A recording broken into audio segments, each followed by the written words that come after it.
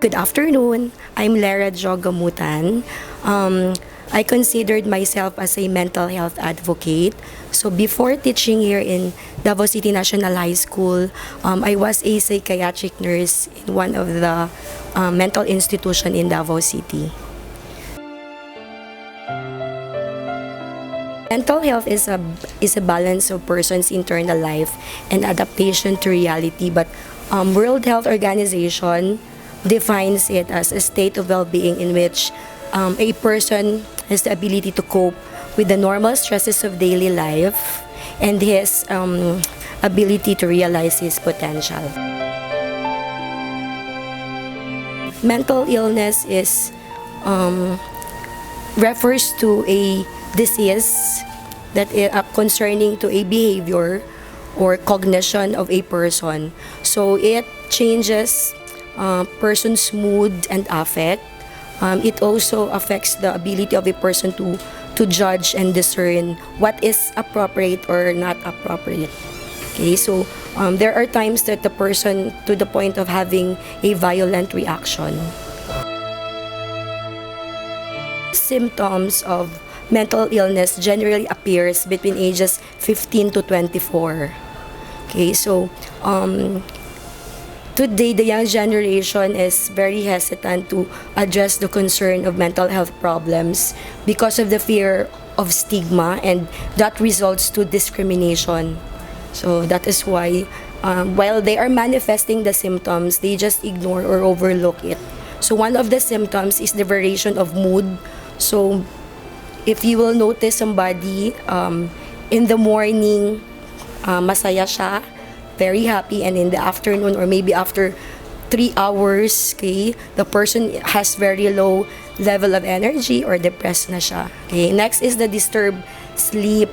So sometimes the person has difficulty in sleeping or difficulty in going back to sleep pag nakakagising siya ng maybe midnight or 1 a.m. or early dawn. And then next is there's this difficulty in making a decision and a persistent seclusion of the self from other people. So withdrawing the self or isolate self from others.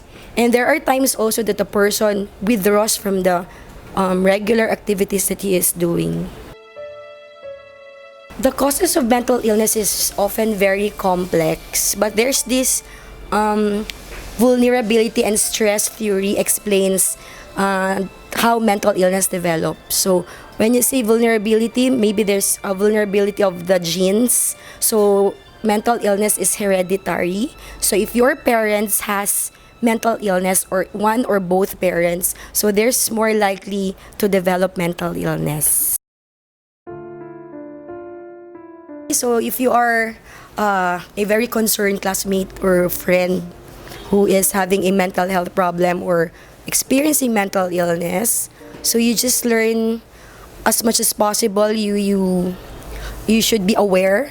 Okay, awareness is very important. So learn something about mental health. So you research on the net or maybe you read articles or journals in psychology. So you will understand what is going on with that person having mental illness. And then you encourage that person to involve with your activities. So keep them busy. Let them do things. Another is you just stand by them if you think that that person has thoughts of suicide. So you need to help. Okay, so don't keep it as a secret even if the person is telling you not to tell somebody that he will commit suicide. So put life first before your friendship.